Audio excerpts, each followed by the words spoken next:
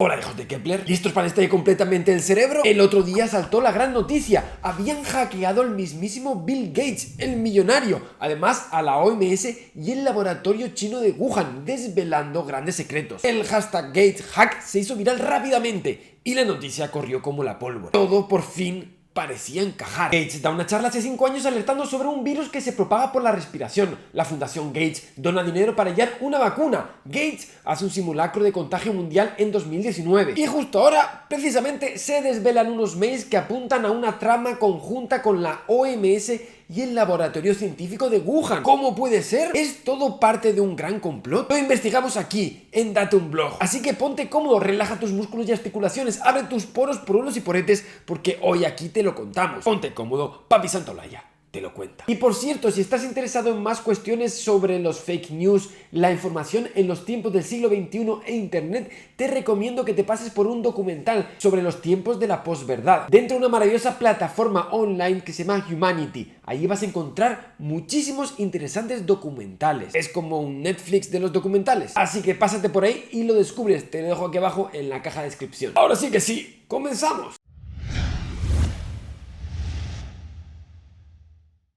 Esta tremenda noticia saltó a mitad de la semana pasada y rápidamente se extendió por todas las redes. Hilos en Twitter anunciaban que se había destapado la trama. Gates, OMS, el laboratorio de Wuhan, todo al fin tenía sentido. Y si te pones a repasar todo, realmente parece encajar, ¿verdad? Gates, empresario de éxito, quiere extender su imperio, se fija en las vacunas, el negocio farmacológico es la clave. Solo tenemos que enfermar a la gente y conseguir una vacuna. Y además tenemos las pruebas, su charla TED, sus donaciones, su simulacro.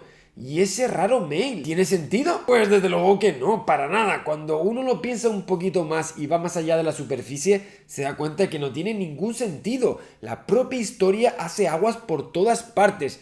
Empezando por las motivaciones. ¿Va a usar acaso Gates su fundación para ganar dinero? No sé, es raro. ¿Y su forma de planearlo? ¿Tú robarías un banco y antes lo anunciarías en una charla TED? Es absurdo. ¿Y que le hackeen el mail al mismísimo Bill Gates? ¿De verdad? ¿Quieres que yo me crea algo así? Es más, el propio mail que está circulando por ahí. ¿Quién se manda mails tan descriptivos? ¿De verdad que tú te crees que ese mail lo ha podido mandar alguien así tal cual? ¿Crees que si alguien planeara hacer algo tan maquiavélico dejaría rastros tan obvios? Es que no tiene ningún sentido como historia. Es que de hecho no clasifica ni como historia. ¿No te parece más lógico pensar que la charla TED no es más que una mera coincidencia? Que lo del mail hackeado es una mentira, que no hay ninguna conexión entre la OMS y Bill Gates y que lo único que ha hecho el pobre hombre con la fundación es echar una mano? Sí, donando parte de su fortuna como hacen tantos millonarios por ahí. Y es que no fue Bill Gates el único en avisar de una posible pandemia. Lo hicieron todos y cada uno de los virólogos de este planeta, porque sí, tenía que pasar, ya se sabía. Nadie quiso escuchar, pero todos hablaban de ello. Y no es una predicción a los Simpsons, es ciencia. Está escrito en muchos sitios, por ejemplo aquí, y en cada uno de los libros sobre virus que tú puedes leer. ¿Acaso también ellos están en la trama? No lo creo. Lo único que todo esto refleja es que nos encantan las mentiras, no las creemos todas. Y esta crisis no ha sido una excepción. Hoy con un premio Nobel japonés, bulo. El otro día con las antenas de 5G, bulo.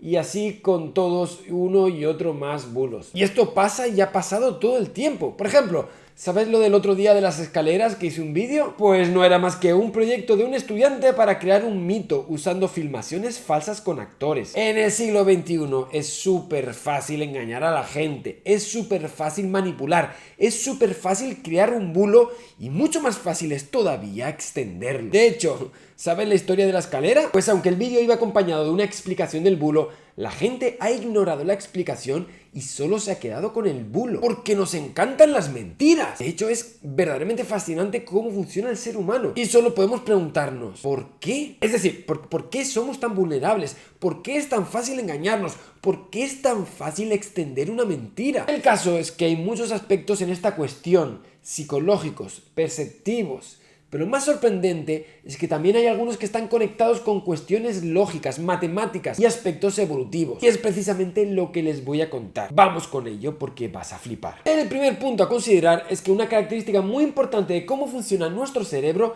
es su capacidad de buscar y reconocer patrones. De hecho, esto es algo que cuando se intenta hacer una inteligencia artificial que funcione a la humana, se intenta constantemente aplicar. Es una tarea fundamental del funcionamiento del cerebro, tan antigua como lo es nuestra especie. De hecho, imagina esos primeros pasos de ese pequeño homínido en nuestro planeta. Entonces, la búsqueda de patrones fue fundamental. Estos homínidos, cuando buscaban sobrevivir en un mundo salvaje, un mundo hostil, tenían no solo que procurarse su alimento, sino a la vez evitar ser presa. Este homínido sobresalió respecto a otros animales por una capacidad especial que llevó a la excelencia.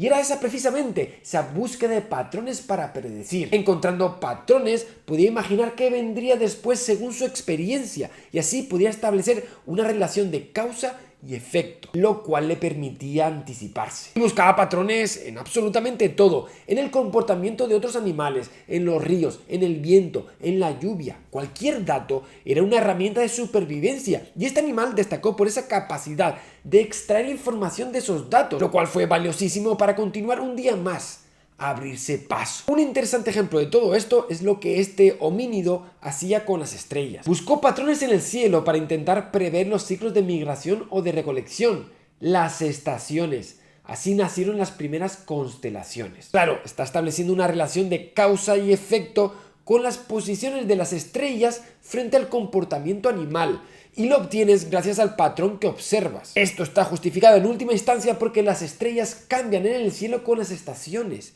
igual precisamente que el comportamiento animal. Fíjate qué útil es esto que aparece en todas y cada una de las civilizaciones: observar las estrellas, hacer un mapa en el cielo, buscar patrones, hacer causa y efecto para así poder prever, anticiparse y con ello encontrar un mecanismo de supervivencia. Una característica que no se quedó en la antigüedad, se mantiene hasta nuestros días. Sí, tú y yo y el resto de seres humanos somos máquinas de buscar patrones. Fíjate, tú lo haces continuamente. Cuando analizas el tráfico, cuando estás en el supermercado, incluso en un bar para ligar, todo el tiempo, detente y analízalo, es muy divertido. Observa tu cerebro cómo funciona. Estás continuamente creando patrones, buscando sucesiones, buscando cruces de datos, a la casa de algo que sea previsible, de donde tú puedas extraer información. Estamos definitivamente al acecho constantemente. Lo hacemos todo el tiempo, sin pensar. Y con todo. El proceso es fácil, directo y eficaz. Buscamos información, hacemos patrones, encontramos una repetición, establecemos relación causa-efecto, usamos el patrón para predecir qué ocurrirá. El problema es que sí, aquí también hay problemas. El problema es que toda herramienta poderosa, y esta también lo es, también puede llevar a engaño o confusión. ¿Acaso no ves una cara aquí? ¿O qué estás viendo aquí y aquí? Como ves, algunos patrones sí son reales, es decir, muestran una relación de causa y efecto que se puede usar para predecir, anticiparse.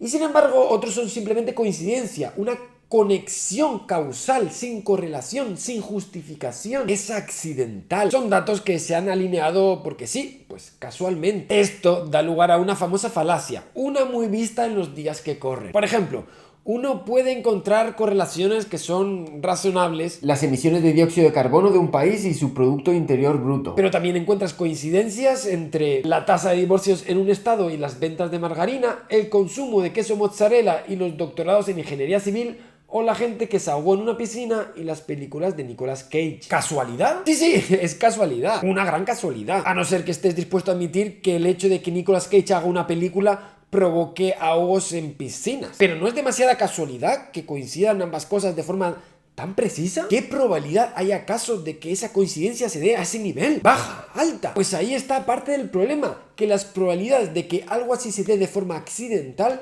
son mucho mayores de lo que tú te crees. ¿No te ha pasado? ¡Qué casualidad! Paseo por Nueva York y me encuentro con un compañero de clase que no veo desde hace 10 años. Vaya, aprendo una nueva palabra en inglés y justo la veo en un anuncio en televisión. Pero hombre, pero si hablo con un compañero sobre clases de salsa y ¡pum!, me aparece en un anuncio en Facebook. ¿Cómo puede ser? ¿Casualidad? Pues sí, es casualidad. De hecho, es muy normal y hay una forma muy lógica de explicarlo. Por un lado, se debe a que somos muy malos evaluando probabilidades de forma natural. Por otro, se debe a que tenemos un sesgo muy fuerte a la hora de hacerlo. Hagamos la prueba, pasemos a la acción. Voy a hacer un experimento mental contigo. Imagina que quedas con amigos del colegio y que son 23 personas en total. ¿Cuál crees que es la probabilidad de que haya 2 personas en ese grupo que cumplan años el mismo día? ¿Cuánto? ¿Qué opinas? ¿Un 5%? ¿Un 10%? ¿Un 20%? Bueno, pues es muy fácil demostrar matemáticamente que es algo más de un 50% con solo 23 personas. ¿No te parece flipante? Es más, si en vez de 23 son 50 personas, la probabilidad es ya del 99,7%. ¿Cómo puede ser? Pues por lo que decía anteriormente, es que somos realmente pésimos, malísimos, evaluando probabilidades de forma natural. Y es que siempre tendemos a infraestimarlas. Cuando tú piensas en la probabilidad de que 2 personas cumplan años en el mismo día, tú muchas veces lo que lo interpretas es como la probabilidad de que otra persona cumpla años el mismo día que tú. Tú aquí no estás considerando la cantidad de combinaciones posibles que pueden hacer que otras 2 personas coincidan en su cumpleaños. Ya no es tú con el resto, sino aquel con el otro de allá o el otro de más allá con este de aquí. Y esto es algo que es difícil de evaluar mentalmente, de forma natural. Pero las combinaciones crecen muy, pero que muy rápido con el número de elementos. Con 2 elementos solo hay una combinación a 2. Con 3 elementos hay 3 combinaciones. Con 4 elementos ya hay 6 combinaciones. Con 5 elementos sube a 10. Con 6 son 15. Con 20, 180. Con 1000 ya llegan al medio millón. Como ves, es algo que crece muy rápidamente. Ahora piensa en un instante de tu vida.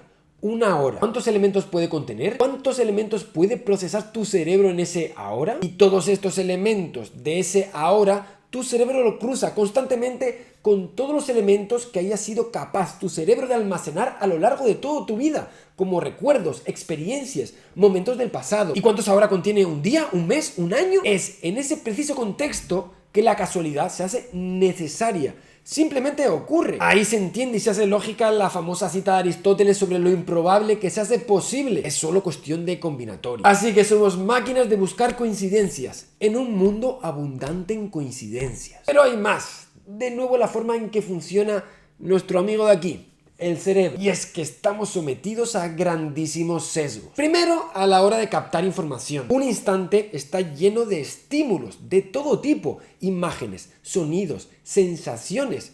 Pero nosotros no podemos procesar todo. Hay que hacer una selección. Buscamos lo óptimo, lo mínimo para la supervivencia. Y esta selección no es casual, para nada. Nuestro cerebro está fuertemente influenciado en este proceso de captar información. Y por lo tanto, selecciona a través de la motivación. Nuestras propias ideas, nuestros propios sentimientos interfieren con la forma en que captamos y procesamos la información. Lo llamamos la influencia de la motivación en los procesos perceptivos. De nuevo, obsérvate a ti mismo y compruébalo. Si acabas de conocer una chica rusa que te gusta, pues resulta que de repente ves ruso por todas partes, en los carteles, en las noticias. Si acabas de ver un documental sobre la bolsa de valores y te ha gustado especialmente, verás mercados, ofertas y posibilidades de inversión en todas partes. Si acabas de empezar a jugar al pádel, verás raquetas y pelotas en cada rincón. Nuestro cerebro está jugando, está cableado así para responder de forma ágil a nuestro entorno consciente. Y todavía hay más. Por ejemplo, lo que Feynman llamaba la paradoja del taxi. Llego a casa y digo, caray, qué casualidad, he visto un taxi con la matrícula 2234 FSA. ¿Qué probabilidades hay acaso de que entre todas las matrículas haya visto justo esta? Pues a priori eran muy bajas, pero es esa justo la que he visto y no otras. La pregunta a posteriori no tiene ningún sentido. Ha ocurrido y ya. En suma, recapitulando, nuestro cerebro está preparado para procesar información de forma selectiva. Vivir es una experiencia abrumadora y nuestro órgano primordial, el cerebro, ha de filtrar. Y filtramos por necesidades, por intereses, por motivación. Y continuamente se haya cruzando información para encontrar esos patrones de los que hablábamos, cosas que se puedan conectar, que podamos encontrar un vínculo, un enlace entre ellas. Lo hacemos continuamente. Para todo, y ha sido fundamental para nuestra supervivencia. Entonces, ¿qué probabilidad hay de que justo en Wuhan haya un laboratorio de nivel 4? Pues es una pregunta que tiene tanto sentido como preguntar por la probabilidad de encontrarme con un taxi matrícula 2234 FSA, cuando yo ya la he visto. Es una coincidencia más entre los miles de millones de conexiones que podrías haber hecho. Y si no hubiera sido con un laboratorio de nivel 4, habría sido con otra cosa. La sede de una fundación, de un banco, de una farmacéutica, una clínica de ensayos, la OMS, cualquier cosa que pueda permitir crear justo eso, una historia. Pero amigo, aún hay más, sí. quedan más cosas. Los antiguos humanos no solo buscaban patrones en las estrellas para ver cómo evolucionaba el cielo noche tras noche y así buscar una correlación con fenómenos terrestres como las migraciones. Cuando hallaban referencias que eran efectivas, también daban nombre a estos patrones para así poder identificarlos bien y creaban historias para consolidar estos patrones en la cultura. Así nacen las grandes historias del héroe Perseo y su caballo Pegaso para librar a Andrómeda del monstruo marino, o del cazador Orión y las Pléyades, y el escorpión en el cielo con el que se persigue noche tras noche. Algo que se ve en todas y cada una de las culturas. Somos seres que aprendemos con las historias, amamos las historias, son parte de nuestra esencia y creamos historias para absolutamente todo. Desde pequeños, Hansel y Gretel, Caperucita, pero también se hacía antes, los dioses del Olimpo, la Odisea de Homero. Las historias han sido el mecanismo con el que el ser humano ha podido perpetuar el conocimiento, el aprendizaje, lo que podríamos llamar la sabiduría colectiva, el saber popular. Somos seres de historias. Y en estas condiciones que te he contado, llega una gran crisis como el coronavirus, donde nos inflan a datos de todo tipo. Estamos rodeados de información presente y pasada sobre el virus. Como siempre, nosotros entramos en acción,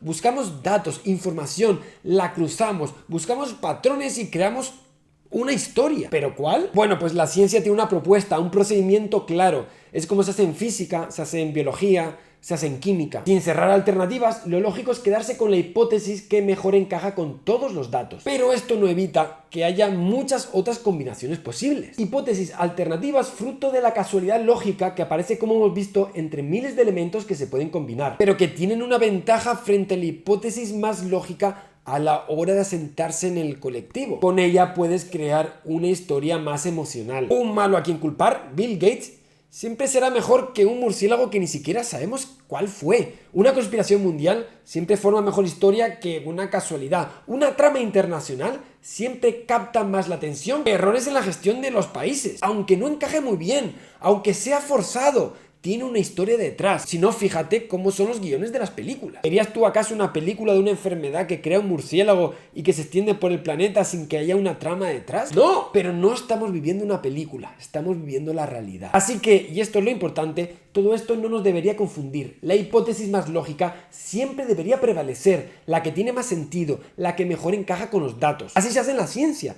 En este caso, con lo que sabemos a día de hoy, lo que mejor encaja con los datos es un virus que muta desde un animal y contagia a los humanos yendo de portador en portador hasta extenderse por todo el planeta. Esto no quita que sigamos tomando información, ampliando nuestros datos. ¿Será que tras seguir investigando llegue una hipótesis a resultar más creíble? Podría ocurrir. En ese caso habría que decir que llegó la hora de considerar esa hipótesis como la más probable. Y esto son cosas que en ciencia pasan continuamente. Así que no, de momento no parece que Bill Gates tenga nada que ver. No hay ningún poder extraño, ni un complot internacional, ni un nuevo orden mundial. Solo hay un bicho pequeño que por desgracia ha adquirido una capacidad de extenderse y ponernos en jaque a toda la población mundial. De hecho, para futuras reflexiones, esto de buscar coincidencias es algo muy típico de las teorías conspiranoicas.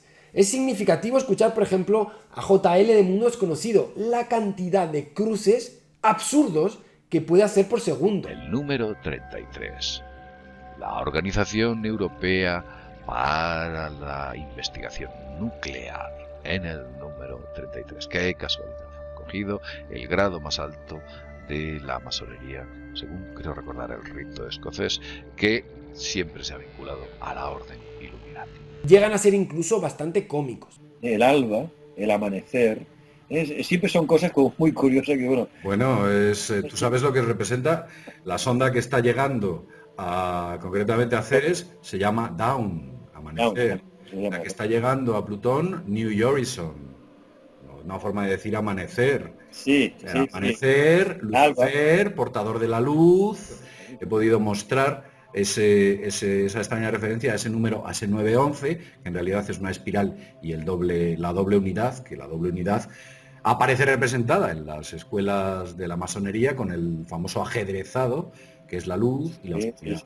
Si la unidad es Dios, el 11 es el otro Dios. ¿Que la bandera de Suiza no te recuerda algo? Hombre, puede ser de Caballeros de Malta hasta los Templarios, y es que CERN también viene de Cernunnos, que era un dios de unos pueblos antes de los celtas, que era un dios que exigía sacrificios humanos, por ejemplo, y se situaba precisamente en el territorio donde está el CERN. concretamente. Y esto otra vez tiene que ver con los luciferinos de alguna forma, con los satanistas, ¿no?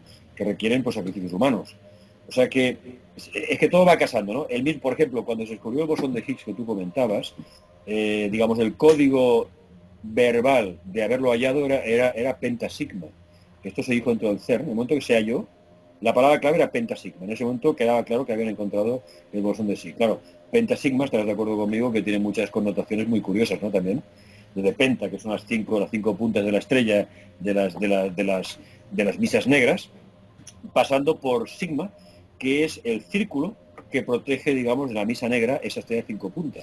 Esto, señores y señores, te has dado cuenta, es basura, son palabras vacías, sin contenido. Es el cerebro jugando a conectar datos sin ningún tipo de relación. Así que, amigo, amiga, ten mucho cuidado con lo que lees, ten mucho cuidado con la información que hay por ahí. Mucha es simplemente eso, neuronas pasándolo bien. Y la advertencia viene porque no todo es tan ingenuo e infantil como parece. Detrás de muchas de estas teorías y bulos hay grupos que intentan imponer su ideología o extender su odio hacia otros grupos. Pero eso creo que es mejor hablar quizás en otro vídeo. Pues esto ha sido todo, compañeros. Espero que les haya gustado mucho este vídeo. Me despido sin más que recomendándolo que se pasen por esa web que dejo aquí abajo. Una plataforma de documentales increíbles, te va a gustar. Y ahora sí que sí me despido. Dale mucho al coco y estudia que quizás seas tú el próximo Kepler. Nos vemos como siempre en el próximo vídeo, piratilla.